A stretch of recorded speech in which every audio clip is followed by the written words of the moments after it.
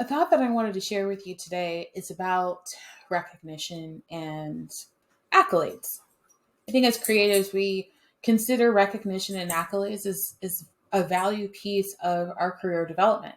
When we get feedback and it's positive feedback in words and in terms and not just a check, it can mean a lot more. And it makes us feel like we're not, just warm bodies and cold seats, right? We're not just a herd of sheep trying to get something done and not recognized. And truly, what I wanted to uncover is the perspective of the engineer, or at least my idea of what the engineer is thinking about. And, as they're running most of the AEC industry firms, it's important to think about their perspective and really taking on more empathy in understanding leadership. And honestly, it is our ability to understand leadership that makes it more valuable for us as team members in marketing and business development. So let me explain to you specifically why, and then I'll talk about the mindset or at least the perspective I believe that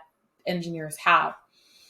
So, as a business owner, I have taken on a different understanding of specifically what it means to be a valued member of a team, an organization. And even when I was a marketer internally, it still meant the same. And I for a long time, could not validate it and it could not pinpoint specifically what that meant, but I knew that it was there. I knew that there was something unique and different about me that made me stand out from my peers. And I think that the challenges that I experienced in the industry, whether good or bad or indifferent, however you feel about them, they were there because I was different and almost a force to be reckoned with, unknowingly, right? Just naive in the sense that I had something that other marketers didn't have or understood things from a different lens, but also that lens that I had and have allows me to attract leadership in a way that other marketers just struggle to do so. And so I wanted to talk about that because it really is it's one of the secrets that I have held close to my chest about what marketing's role is in an organization, and it's provided me a lot of value in my professional career and as an individual, given me the confidence to be more assertive, to speak up, to be confident in myself and my abilities, and also know what areas of my boundaries that I need to hold strong. So it truly comes down to understanding the mind of the engineer and leadership. So they're an engineer, they probably, climb the ranks in engineering to get to their position as C-suite, whatever that might be, or project management. And when they did, they were going through a lot of challenges similar to yours. The difference being in a male dominated industry, the difference between that is the majority of creatives in the AC industry are women. So we've got women who are creatives and we that are majority, we're talking majority, and then we have majority of engineers who are male. So what that does is it creates this impact, right? Like in between the two of us, there's this, we see the world completely different, both, but both sexually, but also mentally, right? And the women here are creative. We're more organic. We're more go with the flow. We're evolution. Whereas technical professionals, they're structured, right? They have a process, a system, and they don't want to, um, you know, move away from that as much as possible. There's that difference. Just that difference alone is the surface that is challenging. And oftentimes, when I'm speaking and coaching and mentoring other marketing professionals, I get this. Well, I don't believe, they just consider me as a glorified admin, or I don't get recognized, or I'm not valued, I'm not appreciated. And I've come to learn to ask the question, has anyone said that to you? Like, has anyone came out and said those things to you? Or are those things that you're telling yourself? And all the time, the response is, I'm telling myself. Well, it's because this is how they treat me. Say, okay, so let's break that down, right? So breaking down the scenarios that are building up these ideas, these perspectives that we have of people's perspective on us, and realizing that the things that we're telling ourselves is actually slowing us down from achieving the success we want in our careers, right? So if we didn't tell ourselves that, you know, leadership didn't value us, instead we told ourselves a completely different, the opposite is leadership does value us, and the same reasons, right? The reasons why you're telling yourself that they don't, on the opposite side, why should they, or why are they? That is going to propel you to the next phase of your career, help you climb the ladder faster, help you get recognized. And so that's the difference between the creative who is thinking and creating all the time, right? Creating, visuals and stories, and but also the story you're telling yourself, versus technicals are just what needs to get done step by step in the fashion that needs to get done. And so there's different mindsets, but then also from a perspective space, we add emotion as creatives because the majority of us are women. And in technical, they try to stray away from it. So in terms of getting recognition or validation or anything like that, it typically comes through two ways. One, it comes in the sense of, I have a job, right? Very rarely do you hear someone getting canned just because, right?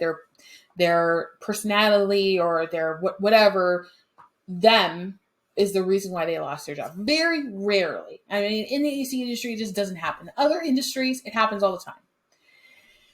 In the AC industry, it doesn't happen. I mean, rarely. I think in the last 10 years, I probably heard that maybe once, of the hundreds of people that I know. So, so just thinking about that and considering the fact that maybe you are writing your own story that is not serving you. Just maybe. And maybe it has nothing to do with your leadership. Maybe it has more to do with who you think you are, right? Because instead of thinking and believing and creating in our own vision who we are, creating and believing our own and crafting out who we are for the better, are we relying on other people's experience with us, their perspective of us, to then define who we are? Or are we defining ourselves and then allowing others to pick up on that? Are we creating a brand of ourselves, right? Of ourselves, individuals.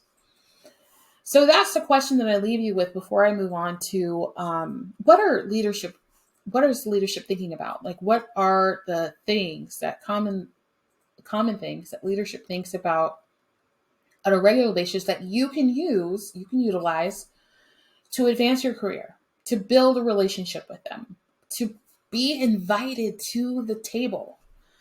And it really comes down to empathy.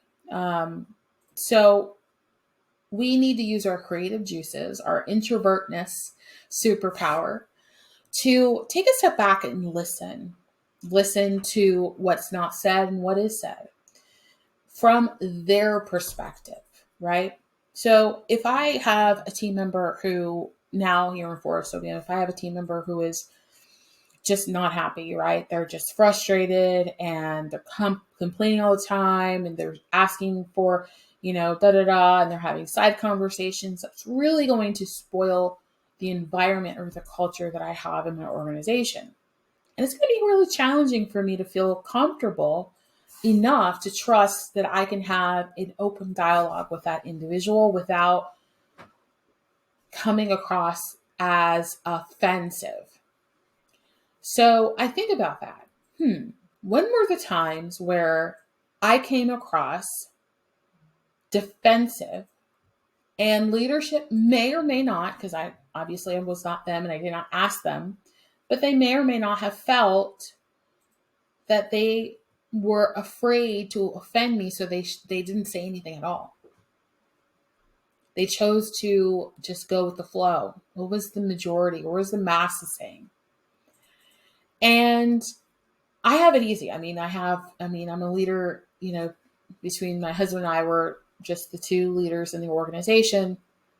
So I can imagine what it would look like for other leaders and other people in the organization that don't give me a hard time, right? That don't start trouble, that don't complain. Those are typically the people that I want to listen to. I mean, even in your own world, in your own life, right? You're more, this is just human nature. You're more comfortable having a conversation with someone who doesn't complain all the time. You're more confident that you can have a safe space conversation with someone who doesn't gossip. So just thinking about that, that's just human nature. Now we need to add the fact that a person who, majority male, is an engineer by trade and is in a leadership role they were not trained to be in. They did not go to school for leadership or management. They just kind of figured it out, right? There's no degree for management, for AAC management at least. So thinking about that, what is challenging about management is the managing of team, of individuals. And what it takes to manage a team of individuals is creativity. And what do engineers not have? Creativity. They don't have creativity naturally. They're technical people. Again, black and white. They are not gray. There's no color. There's Excel spreadsheets. Okay. So thinking about that, now that we understand that their challenge is team management, when we as a team member challenge their team management abilities, it makes it harder for them to speak up and figure out how to solve problems. And what if you, as a marketing professional who is creative, who has the strengths and abilities to read a room differently than anybody else, can actually be the extension of leadership? Can you actually switch your brain to think more manager than less than?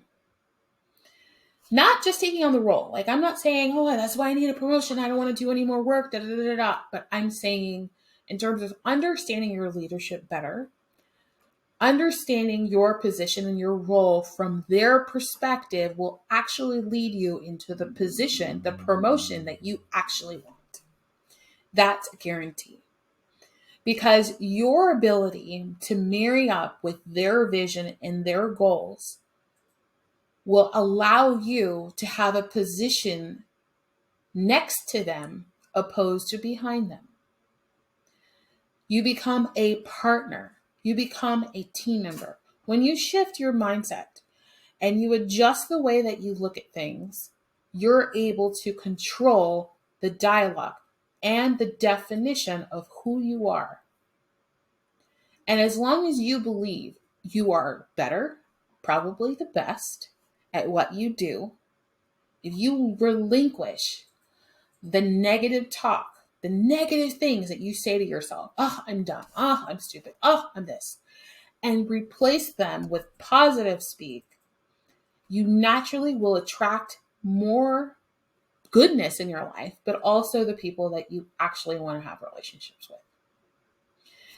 When it comes to leadership's thinking about how do we keep this whole thing moving forward?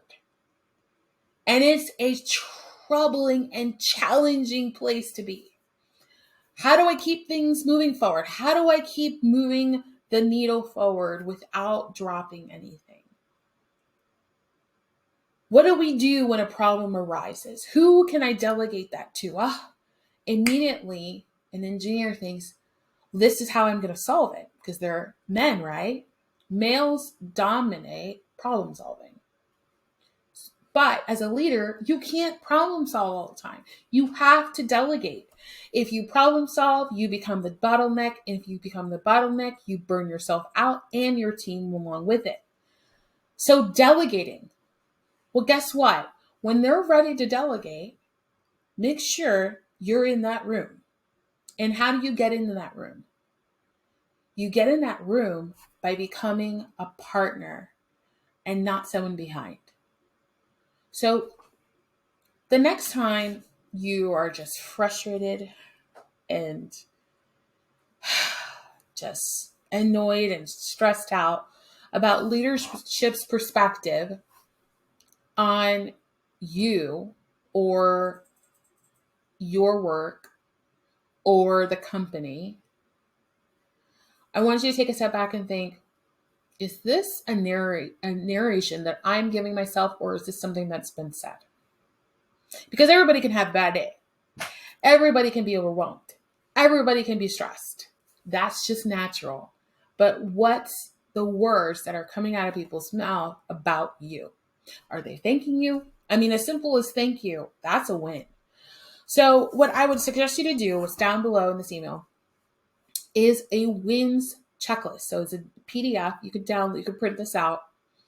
And I highly recommend that you print it out, and for every single day that you track your wins, right? So you track your conversations with people.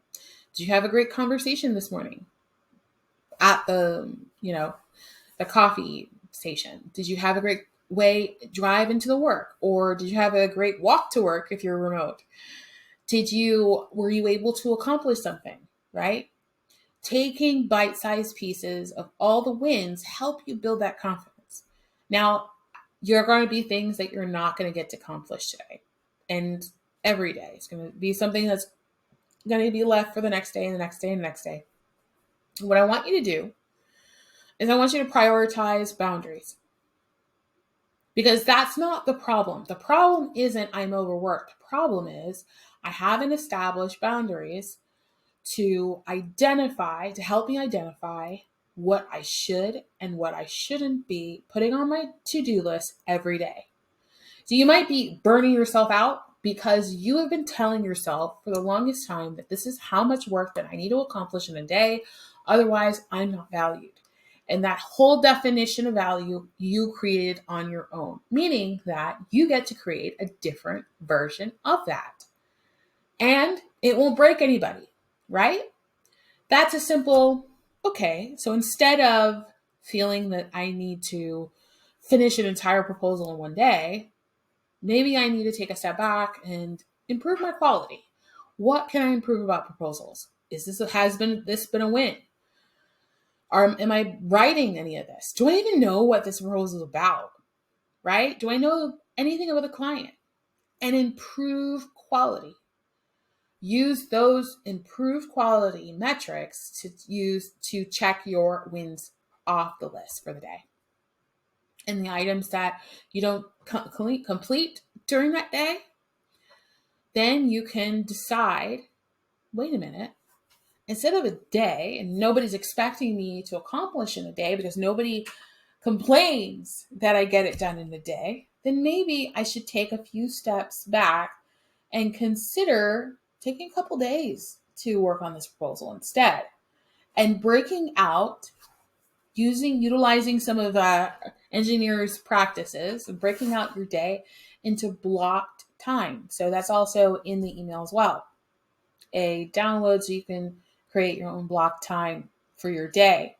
And structure yourself so that you're doing things more intentionally with quality in mind. And you're also checking off your wins. So this allows you, these two tools that I'm giving you, is allowing you the ability to break the story, the message that you're telling yourself. Establish confidence so that you could reflect on your goodness and greatness that you bring to the table. And lastly, make space for things that are valued. So that's what I want you to work on this week, is establishing a practice into your week that you're utilizing these tools on a daily basis. And next week, I've got something else for you that I believe will provide you probably more value than this one. So if you have any comments or ideas or suggestions that you would like to share from this video, feel free to reply. Click reply and send it back to me to support at thrivebuildaec.com. It'll come directly to me and I will respond to you personally. And I'd love to hear your feedback. Please let me know what you think of these newsletters. Have they been helpful? Have they been supportive? And also, if you haven't gotten the chance yet, and you are an overachiever like me, then consider ordering the Ideal Team Player book if you don't have it yet and reading it. It's a short read. You probably get it done in a weekend. And you going through the practice exercise in the back. You know, this is about making you the best version of yourself so that you can get to where you want to go fast. And this book for the month we're just closing it out. And I want to share that with you, that this is an opportunity for you to succeed and achieve your success. This